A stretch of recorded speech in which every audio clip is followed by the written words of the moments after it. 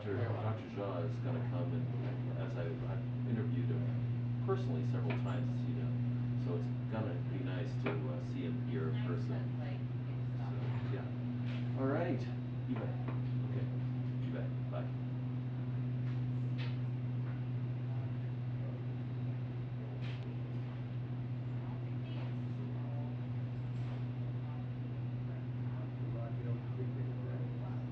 That day is so variable. Get down there, they can smoke the orange.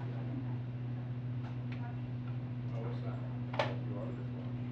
Which one? The artist one. Scrubber. Oh. Spent a lot of money on that. Where is it at? Cape Canaveral. Huh? Down the Cape. Oh, yeah, can you imagine? You're all the way down there, you got a hotel, you're booked. You okay, Tim? About? You okay? Yeah. You okay? John Newton's done that a couple times. You okay? Okay. Thank you. Right. How you doing? Good to see you. Down here, so we're going to surf.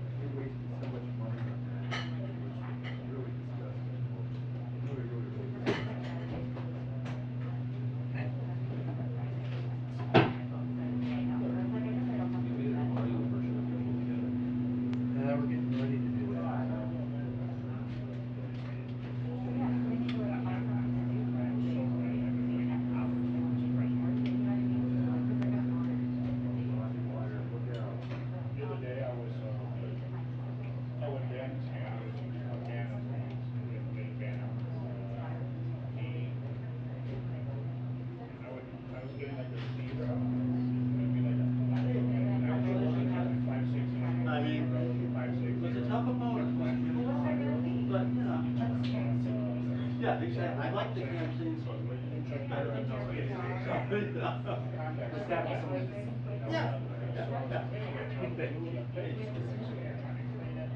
I was sitting in 151 and what was happening, I was on the street and it was like, there were a few frames where it was dark. So they were just frame of black. So I got up to 151. I felt the knob on the lens was a little loose, and Chip gave me a screwdriver set. I tightened all the screws, and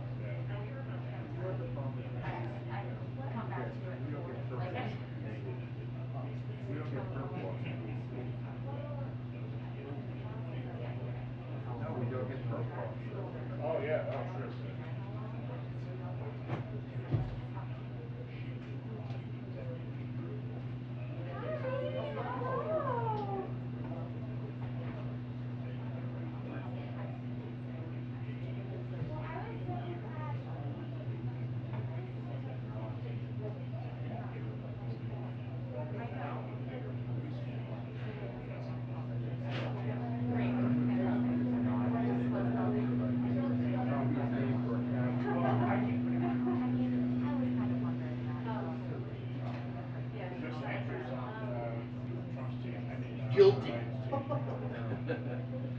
like the sister Mary. Why I have to that say guilty? that Andrew's girls say, heck, Dan. it's great. Oh my God. Did they find him guilty? Here.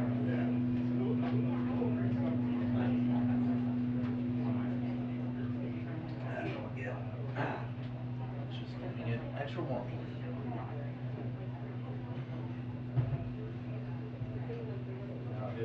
Did they find him guilty? Yeah. Or he has a trouble. Now, if Steve doesn't show up, I'll take that.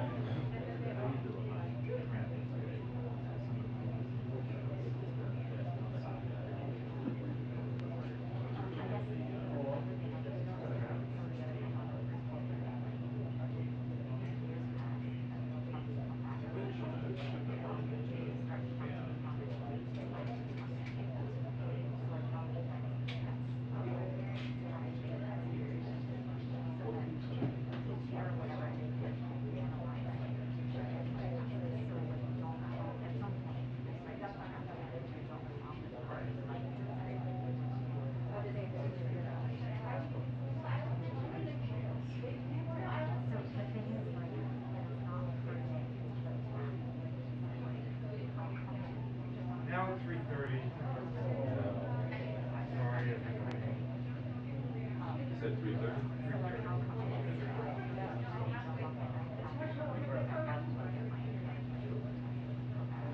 3:30. Yeah. I understand.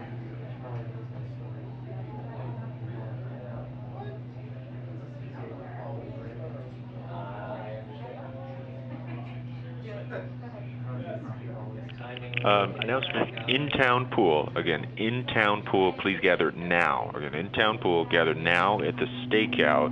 We're going to be headed to South Court for a POTUS pool spray at the top of his economy remarks. So again, in-town pool, please gather right now at the stakeout for a POTUS pool spray digital remarks, obviously, in South Court. Digital remarks in South Court. We're going to head over shortly. Thank you. Facebook messages.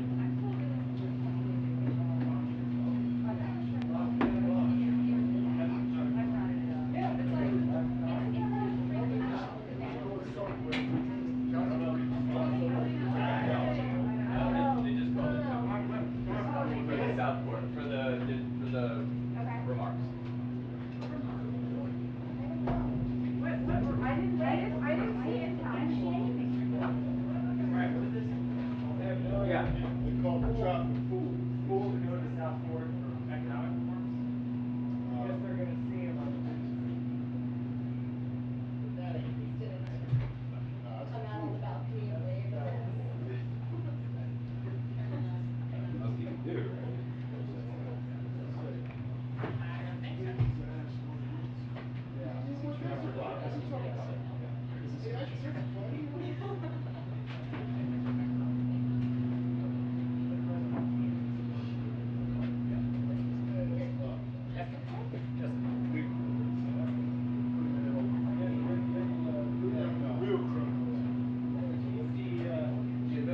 Yeah, hold it still here.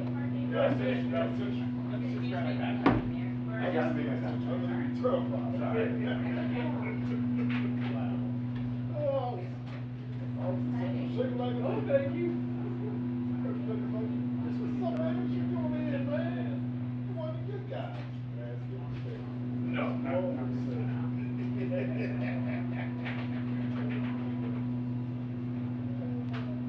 They gotta start chanting. New presidents. They gotta start chanting too. Start chanting.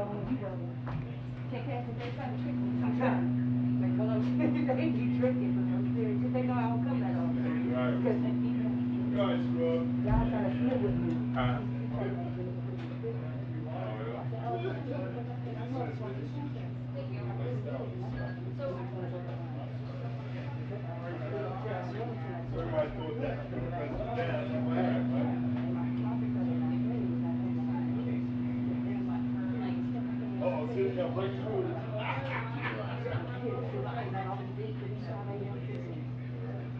Anyway, that's why I said, hey, I'm gonna be fine, so don't leave me. Oh, no.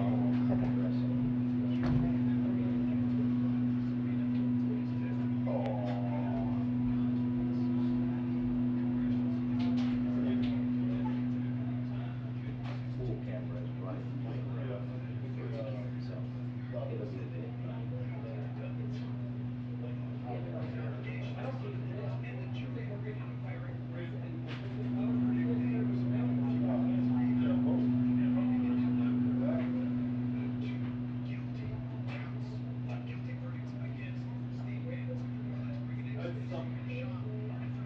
I think they changed that in Virginia though, if you live in Virginia.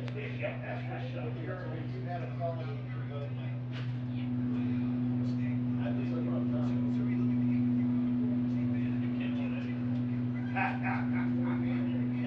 I'm not convicted of felony. They tried to get me, but I I'm got doing out. a wedding, they're pulling into the parking lot, they're pulling into place. Oh, sorry, Louis. No, they just spontaneously called it. Really? Go, sir, not you. People try to cut people out with mobile. Just American golf, they go right at you. Yeah, that's all. They're trying to tell people that it's golf balls, not footballs.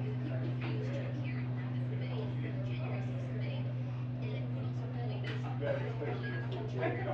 Is it not broadcast on Miami's Live? That's too bad. President Skip joined virtually. So it actually does look like it's on Paul's website. Oh, okay. Because I was gonna say, if you only did it for the pool. Wait, but why did they throw the pool in then? Yeah, that, if it's on White House Live. Are there other people in the room? I don't know why I'm asking. Like, we all have the answers here, but I'm voicing, I guess.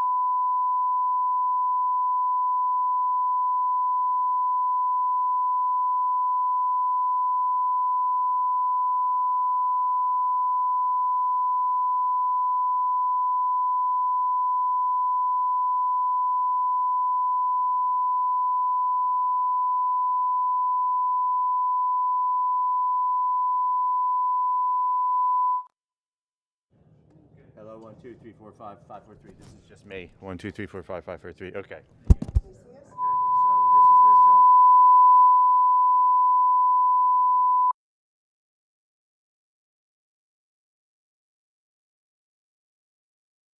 Audio check, 1, 2 from Melissa from ABC. Check, check, 1, 2, 3, 4, 5, 6. Audio check for ABC. 1, 2, 3, 4, 5. Good check. Thank you.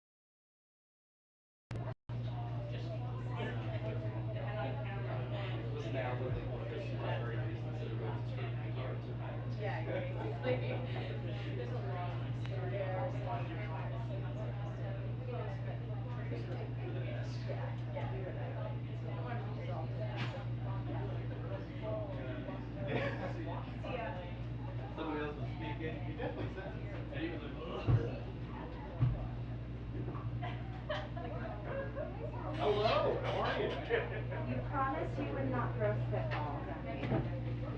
I didn't say that. I know you like it. Thank you.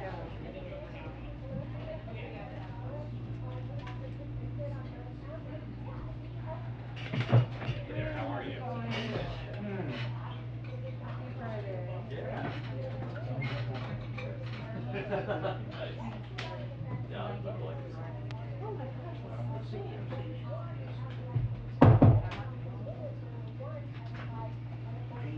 I'll hide to behind.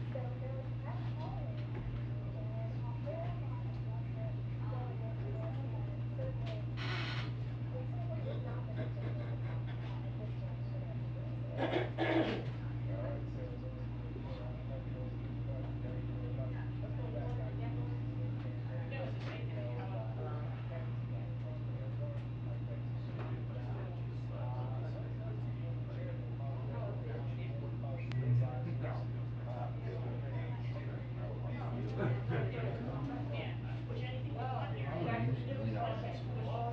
I'm used to hanging against the wall. Get over it like right to this. It's fun.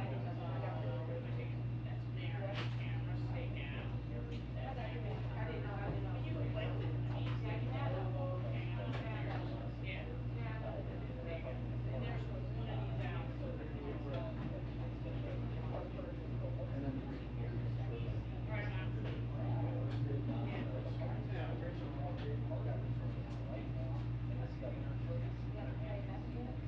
No. Well, I don't think so. It's supposed to be sorry.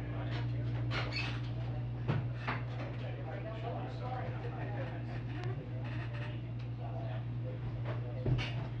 Sorry. No, it's fine. That really was fun. Yeah. You're not glowing today.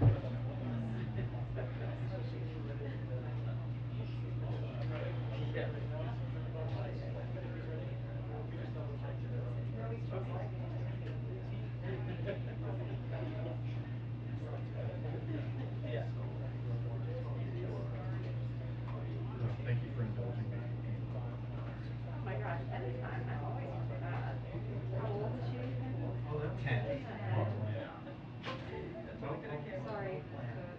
Will there be any more? Well, there's another one next week, so She was like the lead singer of 3 of 5 songs or 6 songs. So, you know, hopefully she'll feel better next week. Like having done it 2 weeks, and next week will be more important. But Yeah, that's. she's like collecting things against me. I know that. One a day. Yeah, I'm telling you.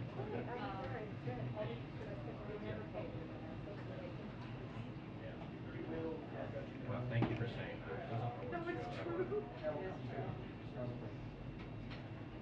It is true.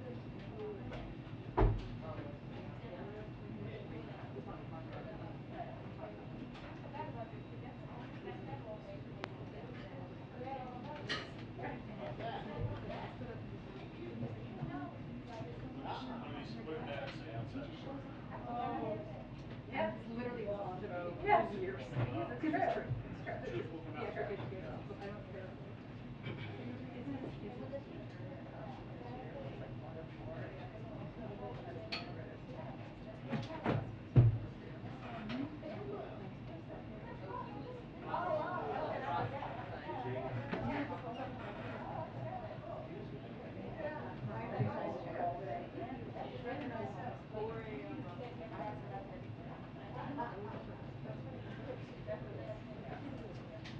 Well, I appreciate moms. Oh, thank you. You know, the students here do seem the same, like college students experience.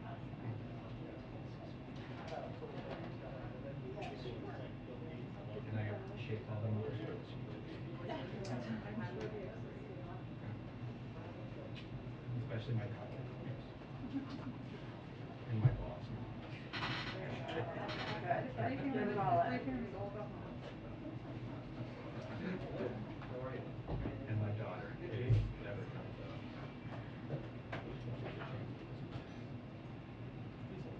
God damn, it's hot.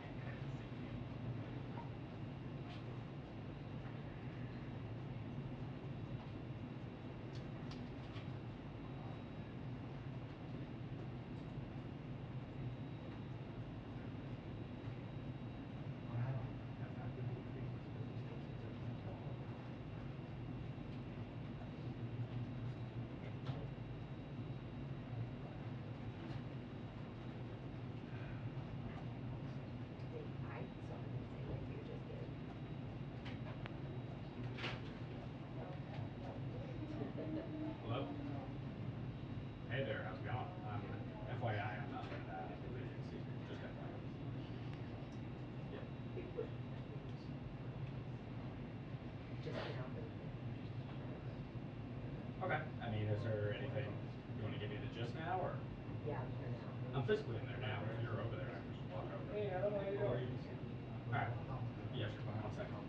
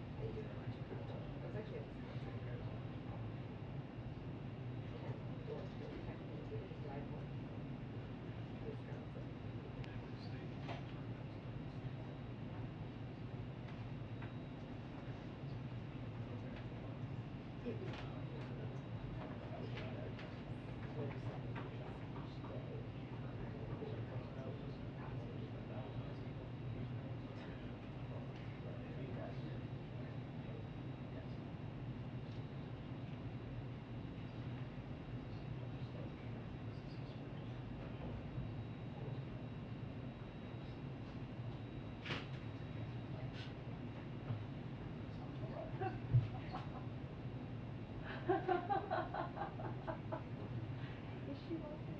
Yeah. I don't know where she's touching. Yeah, if you're not laughing out loud, you got to show the rest of the class.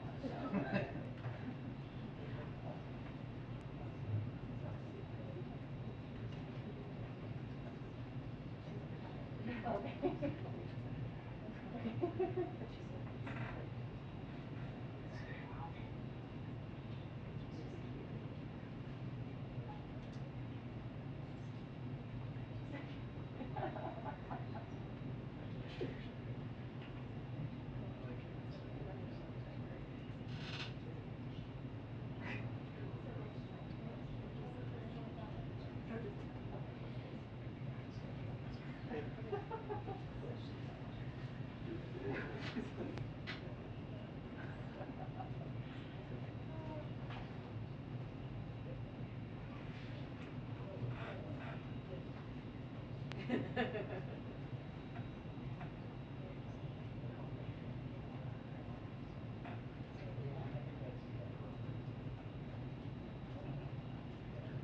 Pool came back from these. Yes, they did.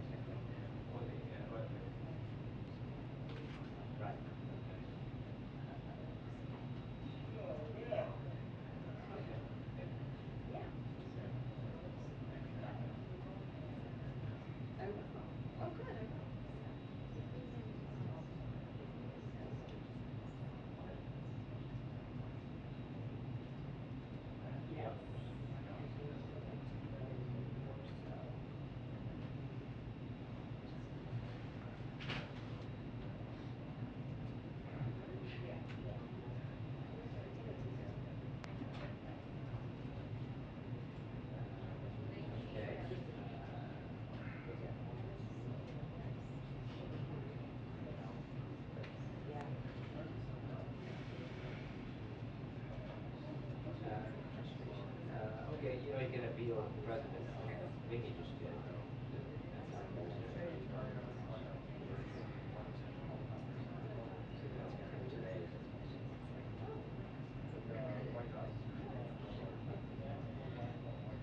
Yeah, we could talk about some issues and then any good stuff.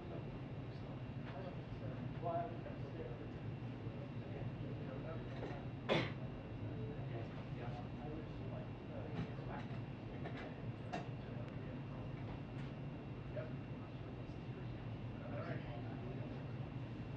Yeah, it wasn't on.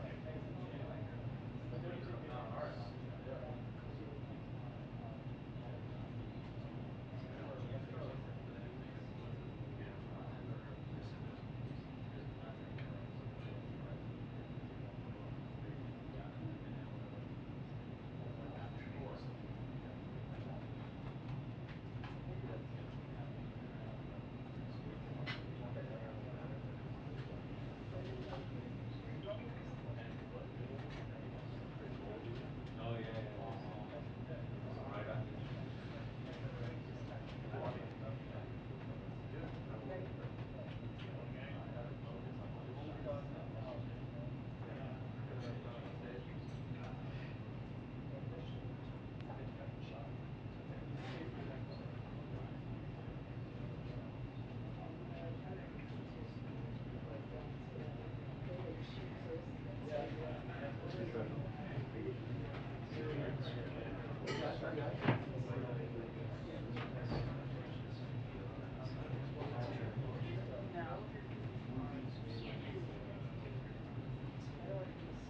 You want me to be a crosstalk? The president's book. Why would I be a crosstalk? Oh, what? That was my reaction. Wow, that's more crazy.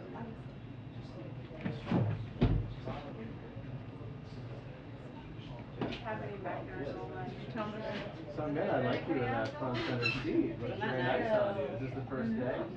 This is the second day. The second day. I haven't seen you there. Nice. I haven't been there. You're welcome to shut it down after it gets ridiculous. Yeah. which usually is about 5 to 7. You hold the power. Wake up. We're not even here.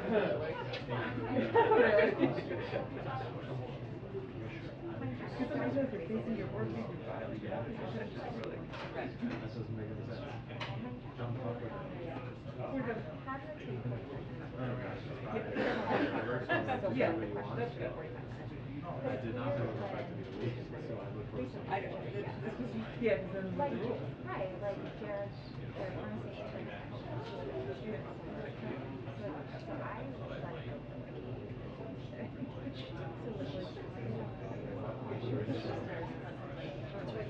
like, or like, or she went to Mexico. Oh my gosh. I can't. That's crazy town. That's good, of course. But yeah, it all gets. I mean, it's today at least if you're picking up. And she came in and she was. You're just really like it's nice when you're transit. Yesterday I plugged in like You did. It feels like she'll work this way.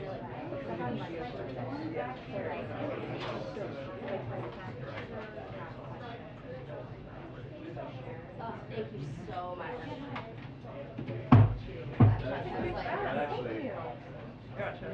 2-minute warning to briefing. 2-minute warning to briefing. Thank you.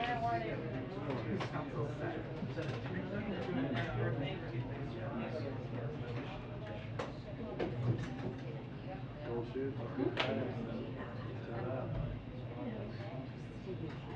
Comfort Friday. Yeah, one does. So after I got in, I got to do all this. I know. Well,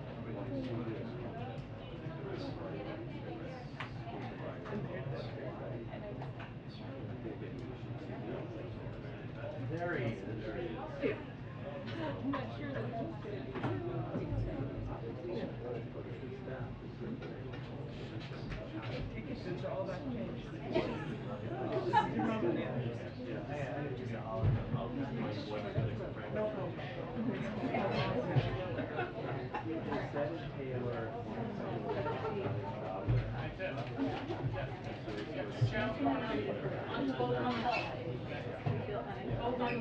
Not on the front side presidential duties. You got the multiple channels.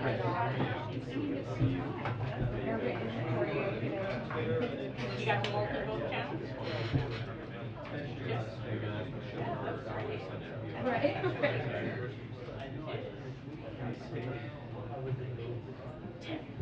You got the multiple channels. Yes. That you don't think highly enough of me. That you don't think highly enough of me. You know how to protocol.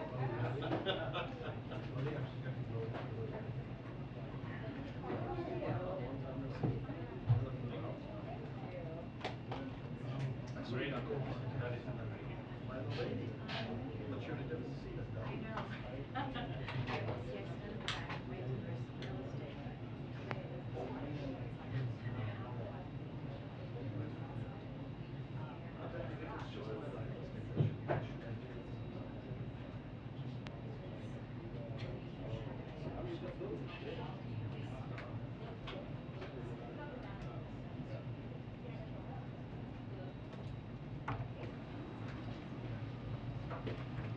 Afternoon. Good afternoon, everybody.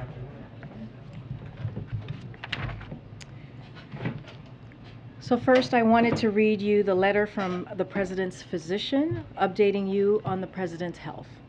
President Biden completed his first full day of Paxlovid last night. His symptoms have improved. He did mount a temperature yesterday evening to 99.4 degrees Fahrenheit, which responded favorably to Tylenol. His temperature has remained normal since then. His symptoms remain characterized as runny nose and fatigue, with an occasional non-productive, now loose cough. His voice is deeper this morning. His pulse, blood pressure, respiratory rate, and oxygen saturation remain entirely normal on room air. The President is tolerating treatment well. We will continue Paxlovid as planned. His symptoms will be treated supportively with oral hydration, Tylenol, and albuterol inhaler that he uses as needed. His Eliquis and Crestor are being held during Paxlovid treatment and for several days after his last dose. During this time, it is reasonable to add low-dose aspirin as an alternative type of blood thinner. As I stated previously, the President is fully vaccinated and twice boosted, so I anticipate that he will respond favorably as most maximally protected patients do. There has been nothing in the course of his illness thus far which gives me cause to alter the initial expectation. Early use of Paxlovid provides additional protection against severe disease. He will isolate in accordance with CDC recommendations, and he will continue to monitor him closely during this very common outpatient treatment regimen. As promised, I will keep your office updated with any changes in his condition or treatment plan, respectively, Kevin C. O'Connor.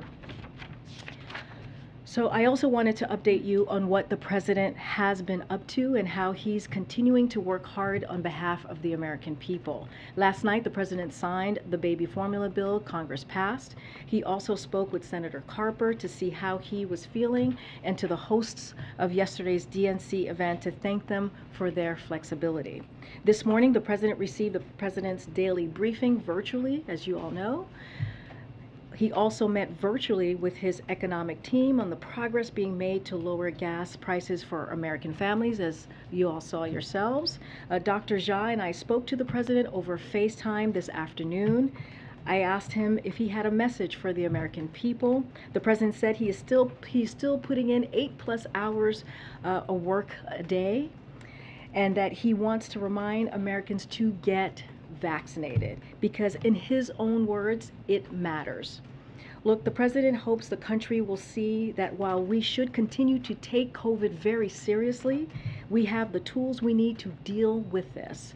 President Biden is benefiting from 2 vaccines, 2 boosters, and he's advocating for every American to take advantage of these vaccines and boosters, which we have made available for free at 90,000 convenient places nationwide. And he's benefiting from Paxlovid, a powerful antiviral we've made available at 42,000 locations, including local pharmacies across the country. All Americans have access to the same vaccines, boosters, treatment that President Biden is receiving right here at the White House. And the president hopes that all Americans who are over 50 get boosted now if they haven't already, and get Paxlovid if they test positive. Now I'm glad to return to the briefing room Dr. Jha, the White House Coronavirus Response Coordinator, who is joining me today, and we're happy to take some questions. Go ahead, Dr. Jha. I know you have a few things that you wanted to share. Right. Good afternoon, everybody. I'm going to make a few remarks, some things similar to Corinne. First of all, good to be with all of you today. You just heard Corinne give an update on the president, and I'm happy to answer questions about his health in a second. As you heard, we FaceTimed with the president earlier today. I also spoke at length multiple times today with Dr. O'Connor. And as you all saw just a few minutes ago, the president is doing better. He slept well last night. He ate his breakfast and lunch. He actually showed me his plate.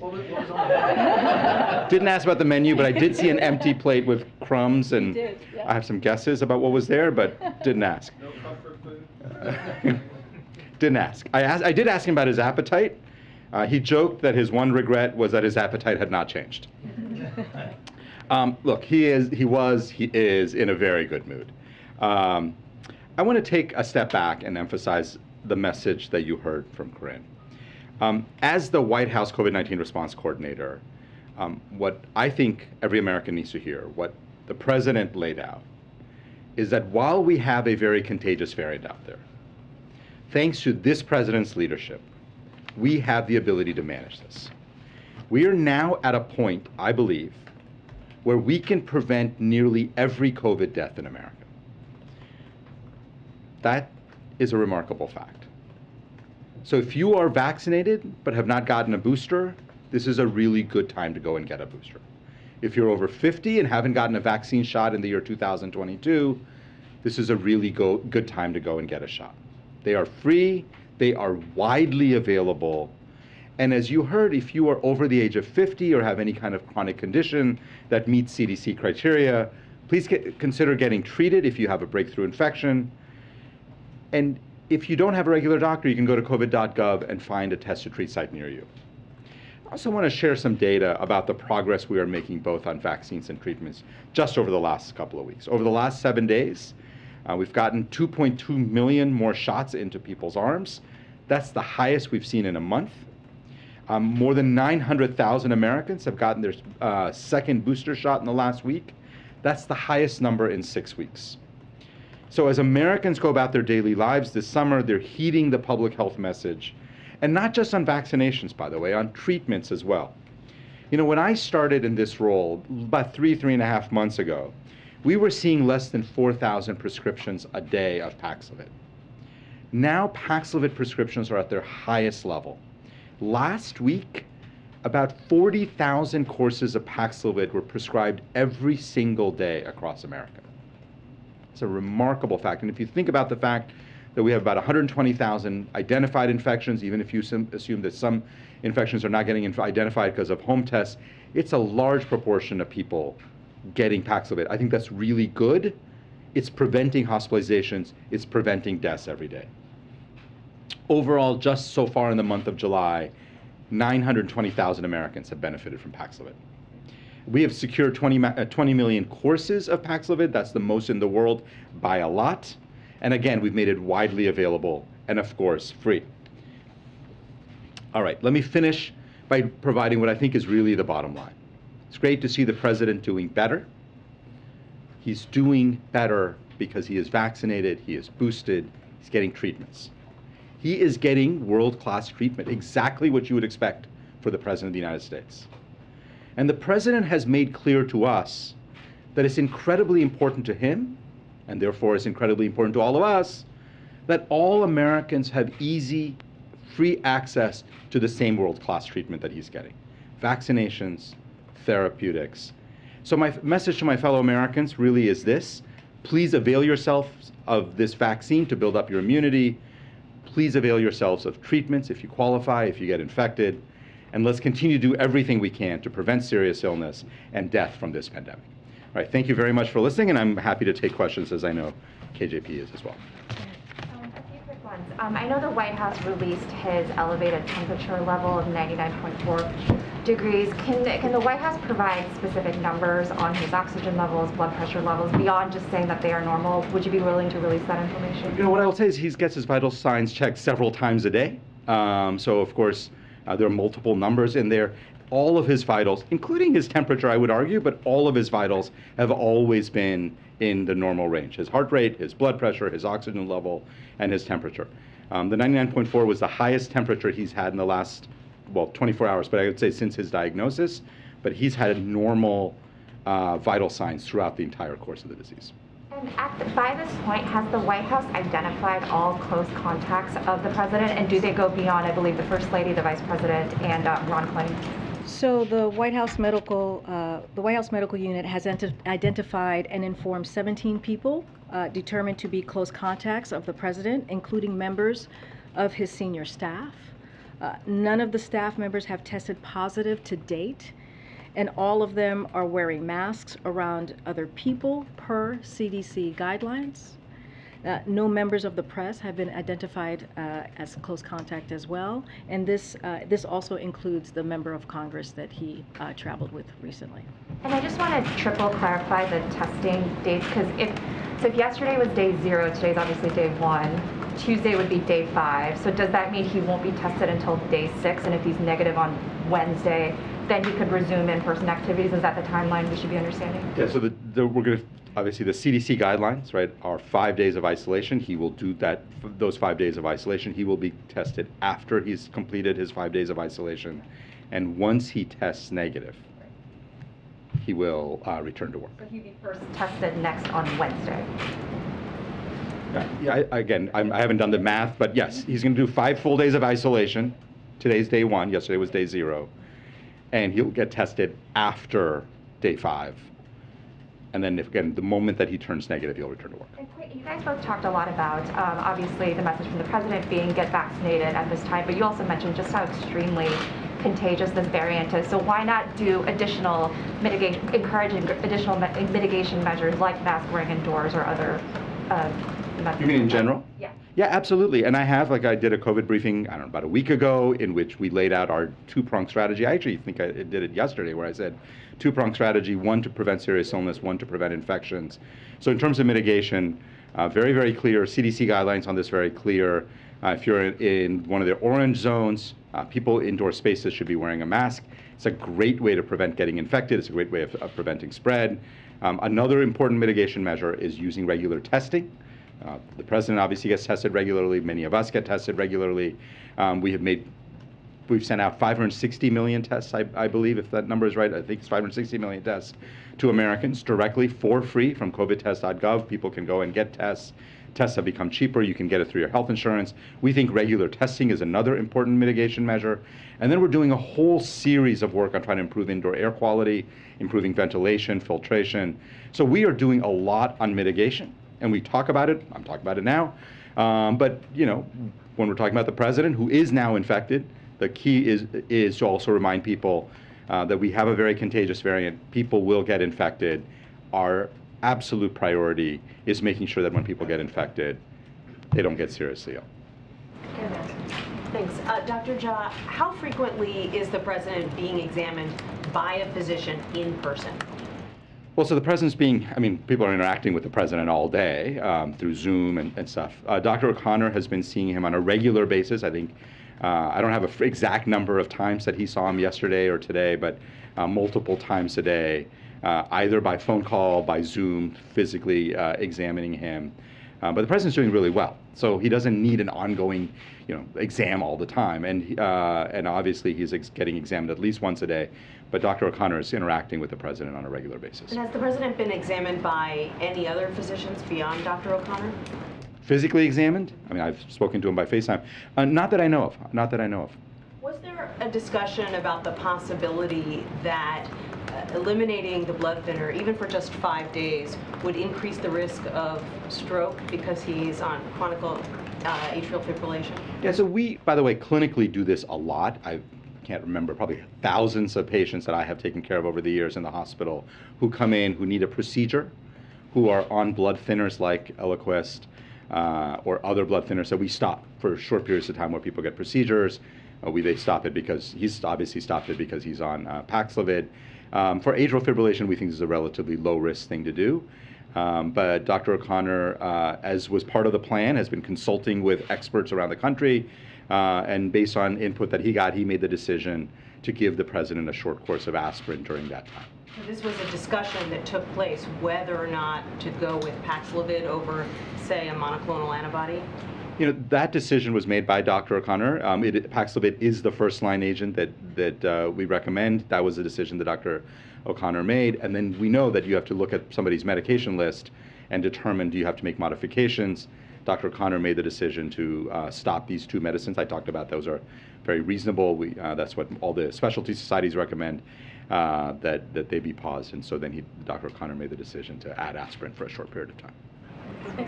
Dr. O'Connor also said that the president's using an inhaler as needed. Does he regularly use an albuterol inhaler, or is this something that was prescribed just to deal with the COVID symptoms?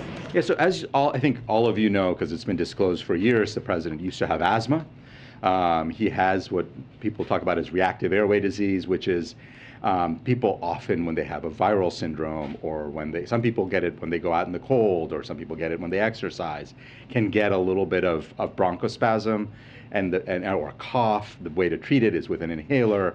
So the president last time he used it before this illness was when he had a cold, I think last fall at some point. During that cold, he also had a little bit of cough that comes with viral syndromes and used it. So he does not use it on a regular basis. It's not part of his regular medications, but in the context of a viral syndrome. You've been crediting the president's boosters for part of the reason that his symptoms are so mild. Should all Americans, regardless of age, be eligible for that second booster? And if so, what's the delay here? Yeah, so the FDA is very clear on this, and we follow FDA scientists and their guidelines on this. People over 50, if it's been at least 5 months, should get that second booster. I've been very vocal in my advocacy. I think the evidence there is overwhelmingly clear. The data on people under 50, that's something the FDA is continuing to examine. They have not made a determination that is something that is warranted. And we really do follow the FDA guidelines on these things. Authorization. Thank you, Attorney. Dr. Shah, the CDC says that 1/3 of Americans still haven't been fully vaccinated.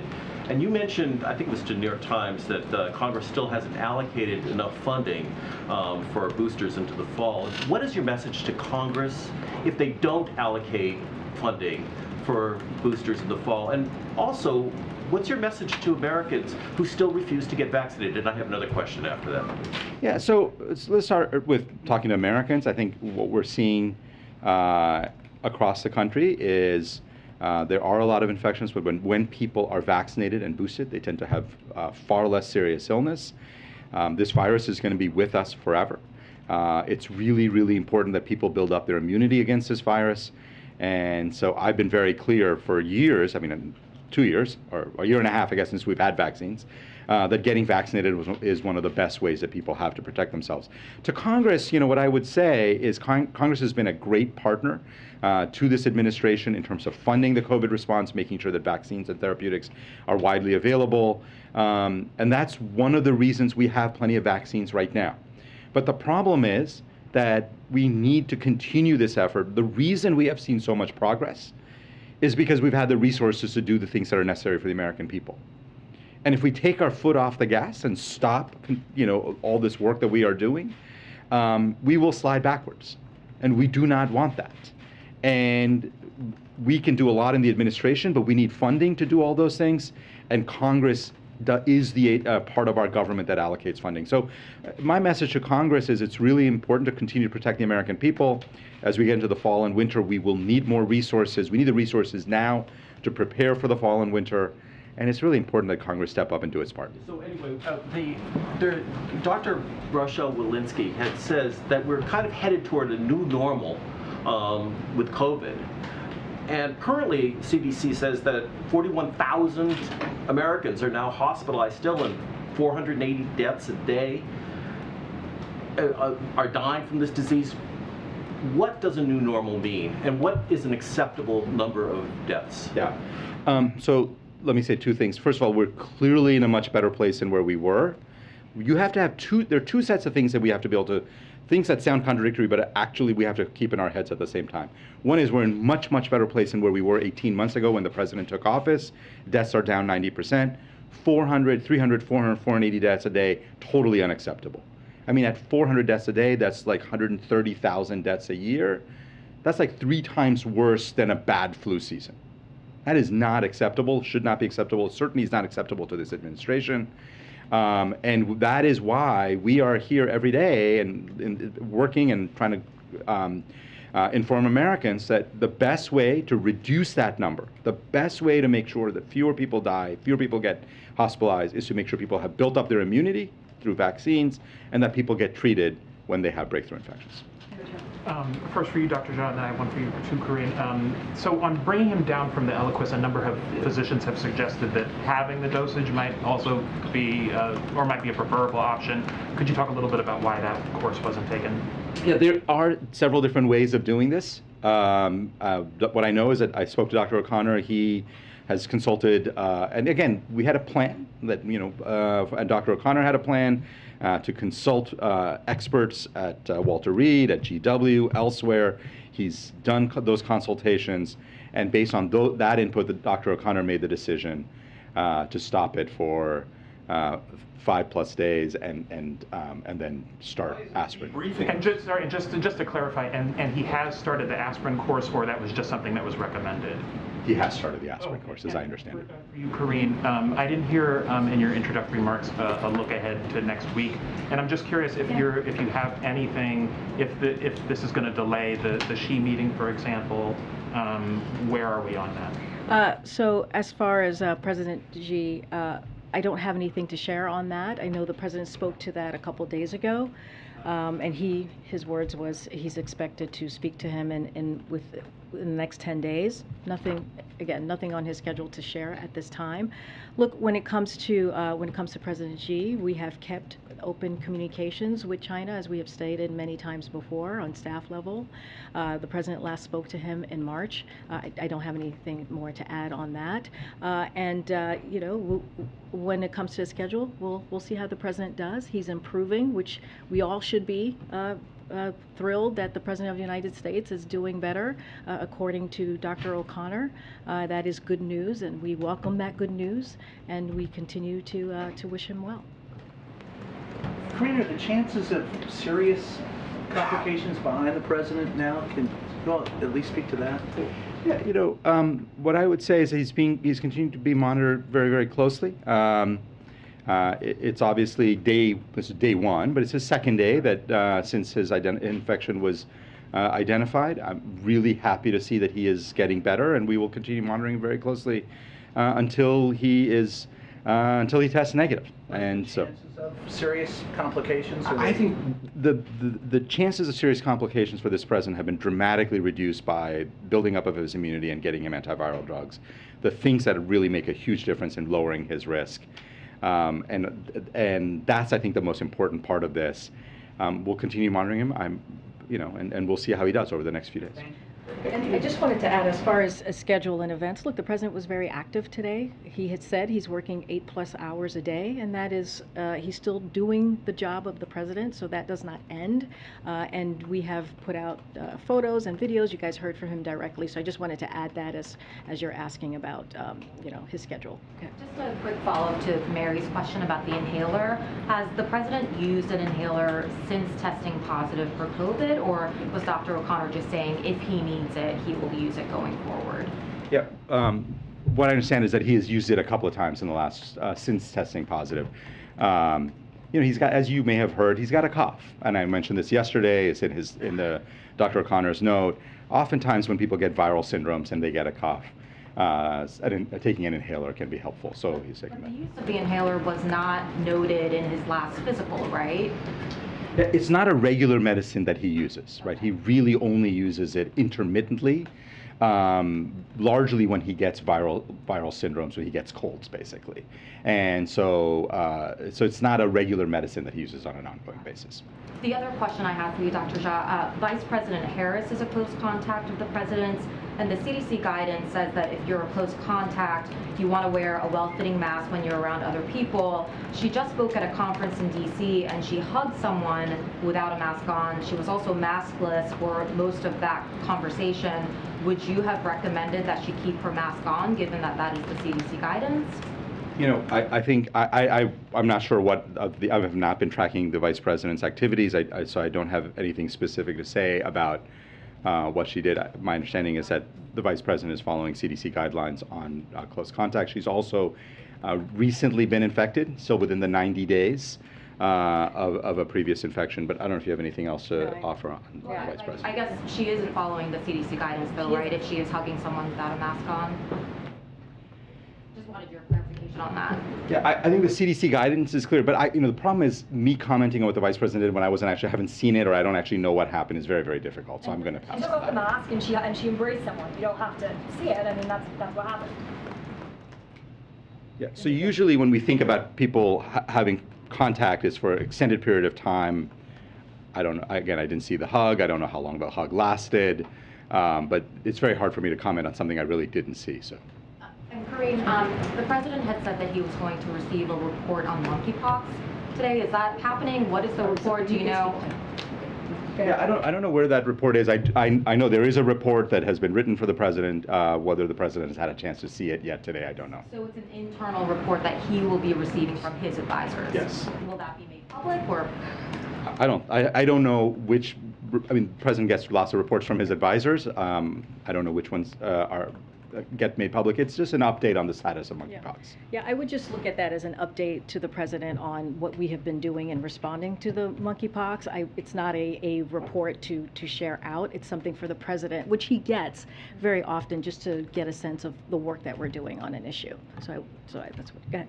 Just for clarify a couple details for our accuracy in reporting, you said of the 17 close contacts, one of them is a member of Congress. Is that? No, I was saying it includes the members of Congress. I do not have the specific of each person. Is that but something you would be able to detail without identifying them? Well, we just want to be, privacy is incredibly important here. I would reach out to them directly. What I'm saying is we've contacted 17 people. Within those 17 people, there's senior staff.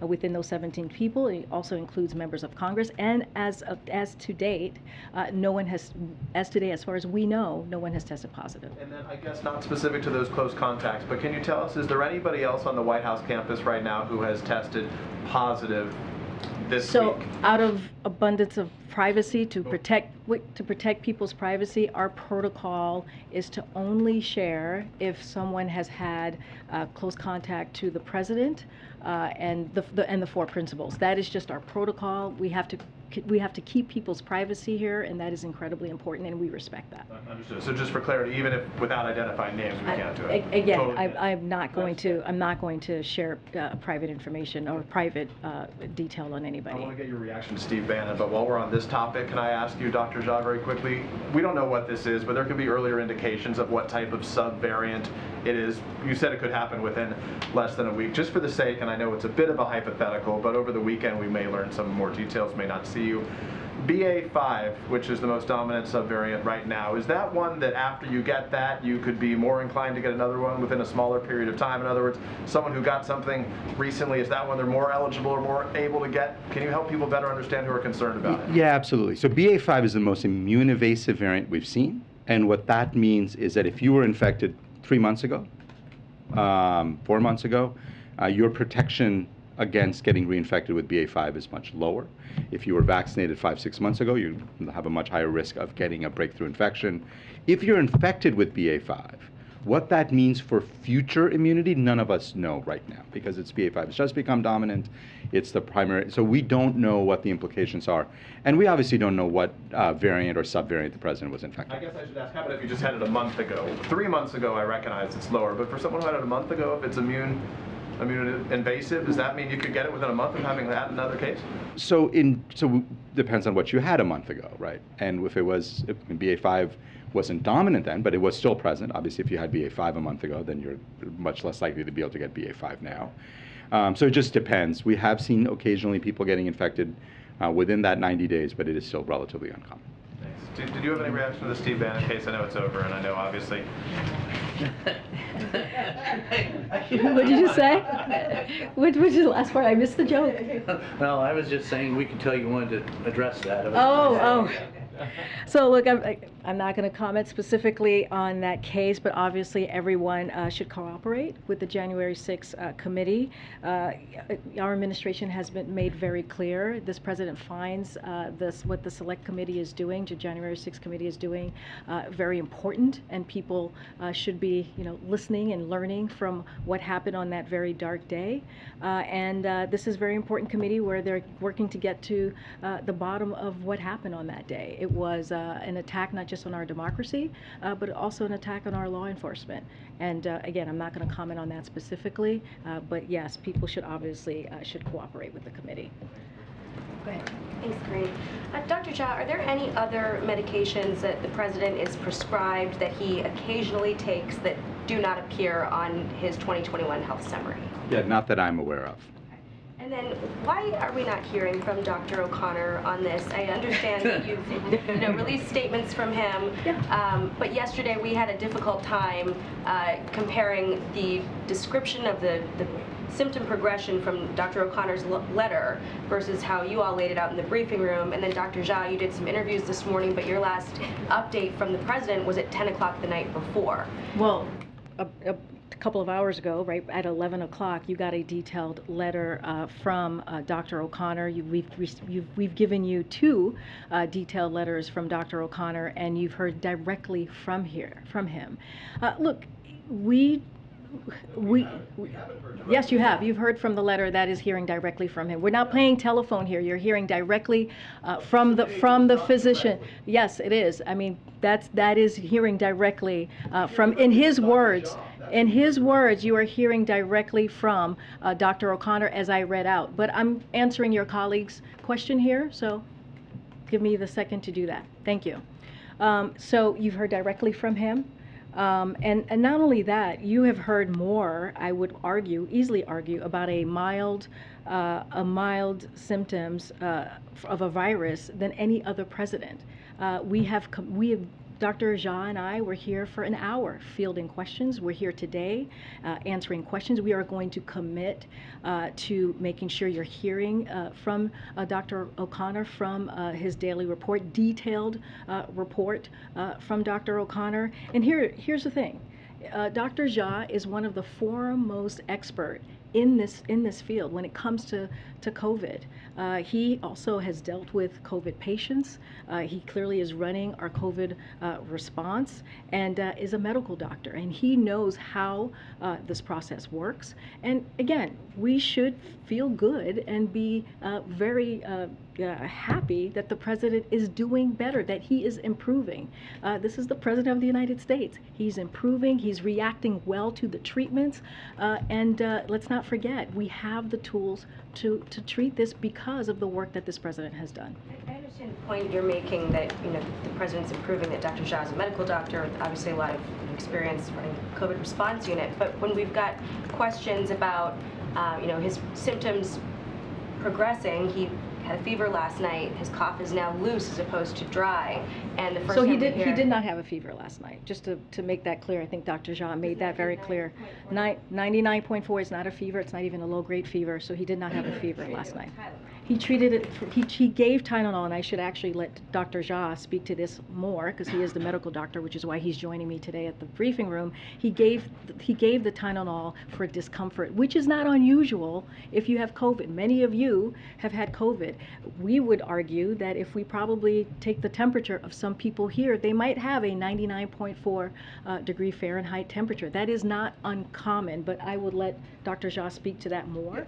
Yeah, and let me just talk about the Dr. O'Connor. And so you've heard directly from him, as Corinne said, in terms of the notes that he writes every morning.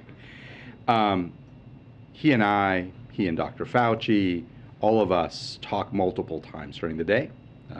Dr. Fauci is the president's chief medical advisor and obviously one of the foremost experts on infectious diseases. We speak very regularly. I've been speaking every day with the president, today by FaceTime. And you're getting updates sort of about twice a day, right? You got one yesterday at this time.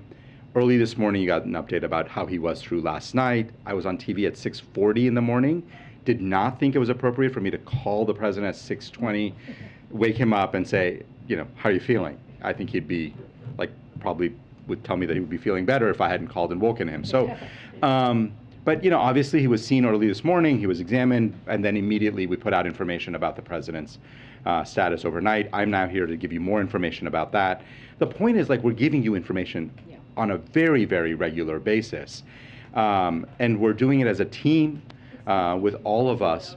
So when his letter has described his 99.4 degree non-fever as being treated with Tylenol, and now we're hearing from you that he was treated for discomfort, that's an inconsistency. Yeah, so I'll have to pull up the letter, but what I understand, and spoke to Dr. O'Connor, spoke to the president.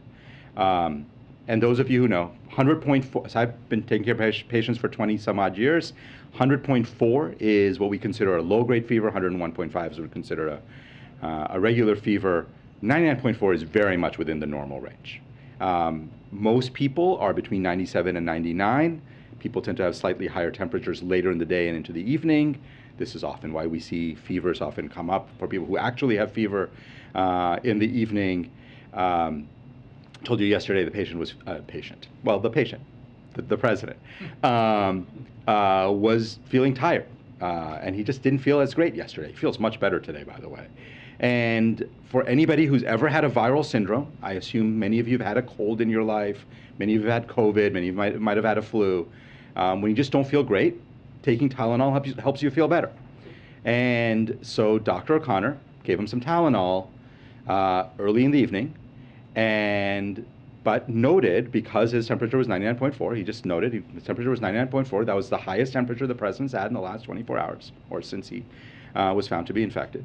And so he noted that as a part of his treatments. But the president has had no fevers. 99.4 is the highest temperature the president's had so far. And the president is continuing to do better and feel better today. Will you continue to do these briefings throughout the weekend? I already spoke to that. I may not have spoken to that. I'm excited to hear that you guys want to hang out with us over the weekend. As much as possible. Wow. Okay. Look, we are going to continue, in all seriousness, we're going to continue to provide updates from the president's physician, as we have, detailed report as you guys have been receiving, and we'll see you guys on Monday. We're not going to be here over the weekend, but we will be communicating as we have been the last 24 hours ago. Or see him newly every day? I can't promise anything right now or commit to any specific. If there's any change, again, you're going to get a daily report from the president every day, and so that will provide any information about his health. But I just want to reiterate this: the president is improving. He has very mild symptoms of a virus, and we should be thrilled that the president of the United States is doing better. And again, it's because of the treatments. That's the wrong administration. You're asking the wrong administration that question. But again, you know, we have the tools, and that's why we're able to give him the treatment. And also, you know, this is what the president has been working on for the past year and a half to make sure that the treatment that he's getting, others can. So again, folks should get vaccinated if they haven't, and they should get boosted as well. We're going to continue. Go ahead. Thanks, Green. Speaking of this weekend, are you aware of any plans to schedule events, briefings, meetings for the president while he's in isolation, or is it the expectation he'll just watch TV all weekend? Well, it's a similar question that I just got. Right now, we're going to, what we commit to is making sure you all hear a detailed report from the president's physician. If we have more information, we will share that with all of you. No plans for him to engage in activities or anything like that? Again, if we have more to share, we will share that. I don't have anything right here at the podium to share with you. What can you tell us about, other than, for example, the official photographer or videographer, who else is actually in the room with the president? Is he being staffed? Is the chief of staff actually in the room with him, or anyone else? So, primarily, all of his meetings have been virtual. You saw one meeting just moments ago, right before we started this briefing, with his economic team. You all had an opportunity to go into the South Court Auditorium to hear directly from the president. So primarily, all of his meetings have been virtual. He is following CDC guidance when it comes to a very, very, very small footprint around him. As you saw, the videographer, the photographer was with him. They were socially distanced at 6 feet. They wore N95 mask. We are making sure that we keep to. He is making sure that he is isolating and keeping to the CDC guidelines. So just as far as you know, just the videographer, the photographer, a small footprint? A very small footprint. I don't have a list for you at this time, but a very small footprint. He is indeed adhering to the CDC guidelines. Following up on Jackie's question, can we just clarify for the record the timeline of the president's illness? Dr. O'Connor's letter, the first letter yesterday, said that symptoms, or at least the cough, started Wednesday evening. Then the briefing, Dr. Jha, yesterday you said he wasn't symptomatic until Thursday morning. So can we just get it, when did symptoms actually start? Yep, and I spoke to the president and I asked him directly on Wednesday evening, 2 evenings ago. Felt fine all day, felt fine in the evening. The only thing he said he felt before he went to bed was he felt tired. He did not have a cough, did not have any other symptoms on Wednesday night. Now, whether that tiredness is part of COVID or whether he had just had a long day, he had been standing outside in 95-degree temperatures, speaking. Again, I sometimes look at the president's schedule and I get tired looking at his schedule. We don't know, but he felt a little tired. He went to bed, and then he said he had a sort of a restless night, just didn't sleep well. Woke up multiple times. Again, is that a COVID symptom? It's hard to say, right? I mean, people have restless nights. They're tired before they go to bed. The next morning, he got tested as part of his routine testing. What Dr. O'Connor described to me was he asked questions like, "How you doing? How are you feeling?" As the antigen test came back positive, he began to probe more. Obviously, as the PCR test was being done, "Are you really feeling okay?" And the president said, "Well, I sort of do feel like I have this bit of a runny nose and a little bit of a cough," and those things the president said he'd really been aware of just that in the morning around that time. That's what Dr. O'Connor described to me. That's what the president described to me as timeline, and that's how I understand the symptom progression. Kareem, two of the events that the president's had to pull down for now are political ones. There was the fundraiser in Philadelphia, DNC event in Florida. Is he concerned at all about, one of the things he wanted to do moving forward was really start drawing this contrast message with Republicans ahead of the midterms? I know he's working a lot remotely, but is he worried at all about the political piece of his job suffering right now? No, he's not worried. He's going to continue to do the work that you've seen him do. He's also making phone calls. He's having these virtual meetings that we have provided. But this is a, as we know, COVID is not unusual, right? This is something that we were preparing for.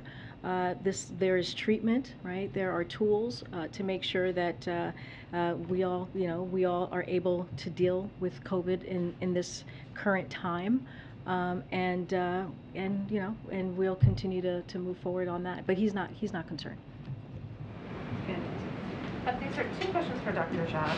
What precisely is the president's most recent blood oxygen level? You called it normal, but that's a little vague. I wonder if you could put some more specificity on that. So he gets all of his vitals checked several times a day, and what I will say is he's not short of breath. He's breathing fine. He's obviously on room air. His oxygen levels have consistently been in the normal range. throughout the entire 36 or whatever number of hours since he's tested positive. There have been no concerns around his oxygen level. He feels fine. He's not, obviously, he's been on room air the whole time. Hasn't felt short of breath. His oxygen levels have been normal. Give us like what that range would be. What the normal range is? I mean, I think you can look up. Look, what I will say is that there's never been any concern about his oxygen. His oxygen levels have always been normal throughout the whole time that he's been infected and getting tested. Just one more follow-up. And when do you expect that you will have identified which variant has infected the president? It's a very good question. As I think I mentioned yesterday, typically takes about a week to do genetic sequencing. As I said, this virus is going to get a little bit of special treatment because this is the president. So we know it's going to get expedited. Usually takes a week because there's some time in actual sequencing. But this is going to, they're going to sort of prioritize getting this sequence. So I don't actually have a date and a time that I'm expecting it. My assumption is it's going to be faster than a week, but we will see. So my hope is early next week sometime. Thanks, Corinne. Just jumping on Steve's question, I just want to be clear. You're saying primarily the meetings have been virtually. Other people can be in a room on a virtual meeting. I just want to be clear. Are you saying that Ron Klain nor any other officials, top officials, have been in the room with President Biden? From my understanding, the meetings that he has had with his top officials have been virtually. Does that mean no other officials in the room with him, though? That is my understanding. And if I could just ask about the January 6 hearings, do you know if the president had a chance to watch them? Did any reaction regarding the hearings last night? And also, our understanding is that he was planning to address them. Obviously, that's not going to happen in the next couple days, but is there a plan to address the January 6 hearings in the near future? There's no plan at this time for the president to address the hearing. I can tell you that I asked the president if he was able to watch the hearings last night. He told me he caught some of it, the beginning of the hearings. And I will say what we have said and reiterate what we have said many times. The president believes that it was a very dark day in our time, in our history, in our democracy, when we saw the attack that happened at the Capitol, when we saw the attack on our law enforcement, and he believes that he supports the January 6th committee. He believes that they're doing important work, and he really believes that the American people should be watching and paying attention. I know that was their last hearing last night, but he was able to catch some of it. On the part that he caught last night, did he share anything about those specific parts? Any thoughts about how well he did? He didn't share specific parts. I did not ask him. I just asked if he was able to catch some of the hearing last night. Thank you. Couple clarifying questions. I know you said that his temperature, or even Dr. O'Connor said after citing his temperature of 99.4 degrees, said after Tylenol, his temperature has remained normal since then. I know you said the numbers have ranged a little bit, but can we just have the most updated number, the most updated temperature from today that the president was experiencing? Like what temperature did he record this morning? I don't know that. What I will say is that his temperatures have always been in the normal range. Again, he's getting his vitals checked several times a day. The highest temperatures he's had so far is 99.4. That was the temperature from last evening, which again, in my 20 plus years of clinical experience, I would never call an elevated temperature. Certainly not a fever. And all of his vital signs, heart rate, blood pressure, oxygen, temperature, have all been in the normal range every time he's had them checked. Understood. 99.4 isn't considered a fever based off CDC guidance, but Dr. O'Connor still said his temperature has remained normal since then, since he recorded 99.4 degree temperature. Yeah. So if he's saying since normal since then, that would indicate that it was not in the normal range. How did he describe it? Yeah. So I talked to Dr. O'Connor about this, and no, did not. I mean, basically about the president. Often in clinical practice, especially when you have somebody who's infected and you're reporting on that person, you often report that person's highest temperature. We call it the Tmax, or maximum temperature of the last 24 hours. And that is what Dr. O'Connor was doing in that moment. He was reporting the highest temperature that the president has had, which turns out to be in the normal range. So his highest temperature in the last 24 hours, or since he got infected, or since he's been known to be infected, has been 99.4. and has remained in the normal range. So you can read that in two different ways if we try to parse it. It was in the normal range and has remained in the normal range since then. Look, we can try to parse out the words. The bottom line is, President's doing better. His vitals are normal. You all saw him. His appetite is good. He's doing pretty well, right? Thank goodness. And by the way, right, because we're all thrilled. I suspect you're all thrilled. I know the American people are relieved. This is all good. And the president is doing better. He's obviously going to continue to be monitored. He's going to remain in isolation. He'll get tested once he's done with his isolation period. But the big picture point here is the president's doing better today than he was yesterday. And yesterday he had mild symptoms. Today he's feeling even a little bit better. He's doing well. Just want to clarify. I understand there's been questions about Dr. O'Connor, but does the White House plan on making him available for questions, making him available to the public at any point? We feel that Dr. O'Connor's statements and his detailed report, again, on a situation, as the doctor just said, is mild, very mild, and he's able to continue to do his work, is enough. We have Dr. Shah here, who's a medical doctor, who is renowned in this field for COVID, who is for the COVID response and what we've been seeing for the last 21 months. And so we wanted to make sure we provided that expertise, and that's what we're doing. And again, Dr. O'Connor is providing detailed information on the president's physical health at this time. I completely appreciate the letter. You don't think there would be additional value, even just for assuring the public and giving the press the opportunity to ask follow-up questions indirectly? No, I hear you. We are assuring the public. We've been here now, I don't know, 45 minutes talking to all of you. We were here an hour talking to all of you, answering questions, fielding questions. And to be quite honest, there's nothing, we don't believe, and Dr. O'Connor believes, there's nothing more that he could add to what's already in his report.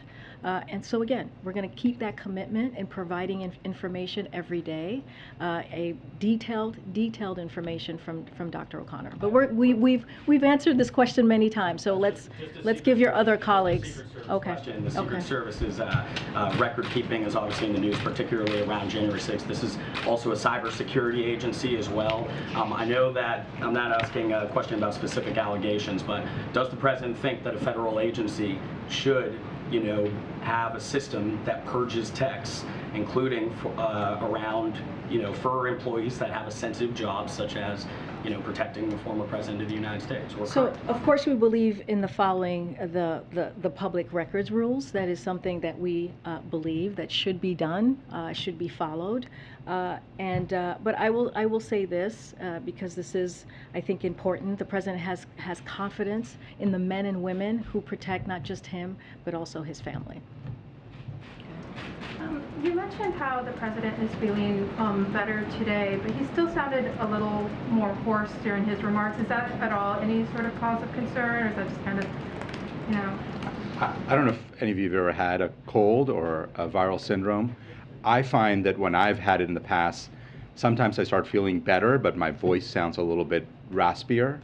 I think that's what you heard today. Look, when we spoke to him, he was energetic. He's got a pretty packed schedule. He's clearly feeling better. He says he's feeling better.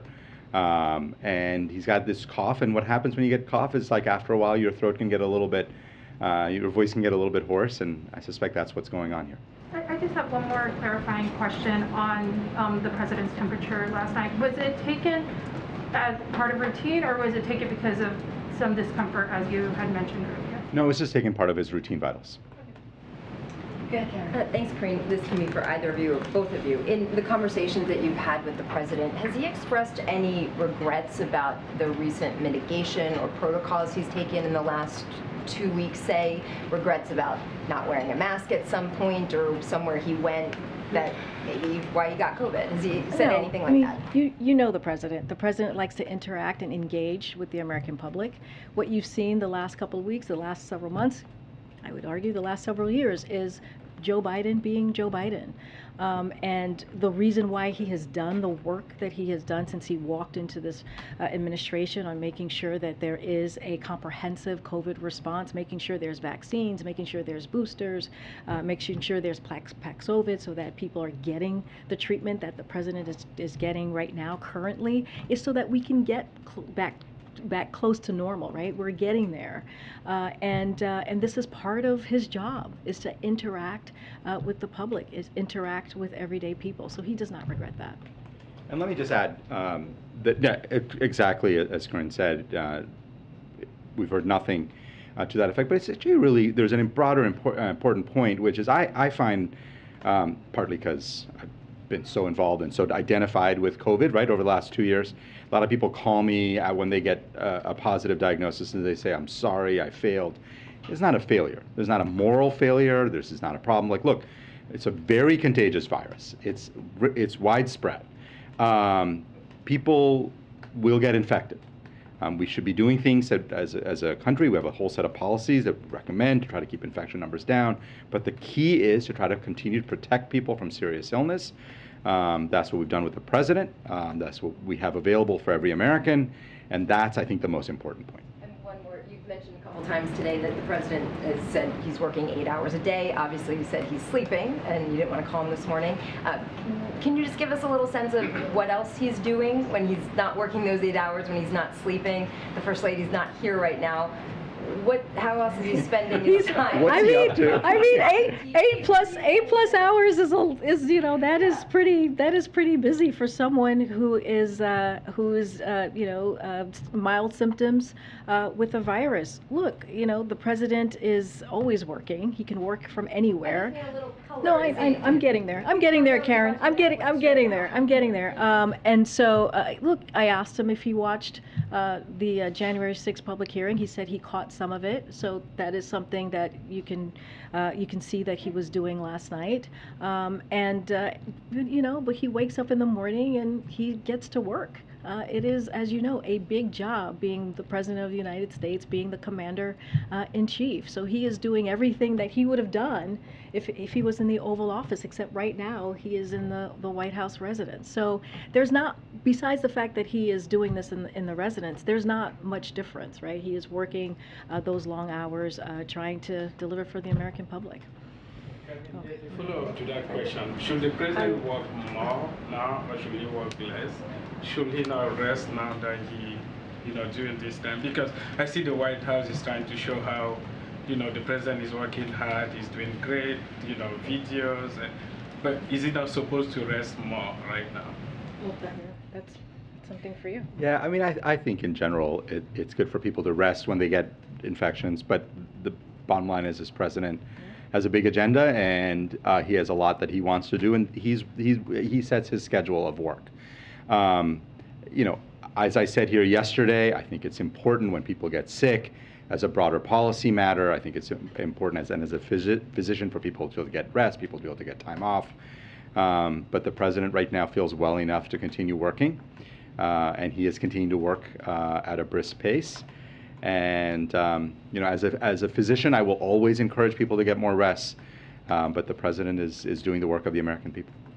Karen, on the U.S.-Africa summit that the president announced this week, can you talk a little bit about that? How many people who will be invited, and what's the process of selecting people? Will human rights play a key role? And if yes, how do you contrast that to the president's trip to Saudi Arabia? So I'll say this, the president is very much looking forward to meeting with African leaders who will be here at the end of this year. There's a lot to discuss. There will be a lot on the agenda, and it is going to be his first time meeting with leaders. We will have more to share. I don't have more details to share at this time on who was invited and the process and what's going to be on the agenda. As you imagine, there's still a few more months before we get there, and so we'll be happy to share more and have background calls and provide all the details to that once we get closer. Okay. Dr. Job, to follow up on Nancy's question, what is a normal blood oxygen level for someone of the president's age and that have past history and sometimes has to use an inhaler? So age is not a determinant of oxygen level, and somebody who's had a past history of asthma or occasionally has reactive airway disease also should not be a determinant of oxygen level. I have to tell you, I can't remember off the top of my head what the CDC defines as the exact normal range. It's in the 90s, but I'd have to just sort of look up. But his has been consistently in the normal range. Oh, sorry. Would you guys commit to having the Dr. O'Connor put in some of these vitals so that we can, stop asking, pestering you guys with those questions? We appreciate the, the daily letter, but especially his oxygen level. As someone who had COVID twice, I know how important it is. That is going to be something up to the doctor and the president. I can't make any commitments on that. Again, we believe we have been providing detailed information on, you've got to remember, the president is having very mild symptoms. The president is feeling better. He is improving. We are giving more information on a president that's having very mild symptoms than any other president. We are being as transparent as we are here today. And we're gonna take like one more question because we have been standing here for about an hour, taking and fielding questions, and you're going to continue to hear from Dr. O'Connor via his letter. We're going to take one last question. Yeah, the one on the economy, if you don't mind. Oh my goodness. Next week's a very big week for the economy. So I read the CEA blog. Is the White House trying to change the common definition of a recession because next Thursday the GDP numbers coming out are going to show that we've been in a recession? So let me say this, the strength of our labor market along with the other economic factors is what we generally see in a recession or even what is not what we generally see in a recession or even a pre-recession, because we're seeing the strength of the economy and the labor market. So that's really important to note there because those are key elements as we talk about that, as folks keep asking us about that. So Americans across the country are back to work at a historic level. 21 states, the most in history, have unemployment rates at or below 3%.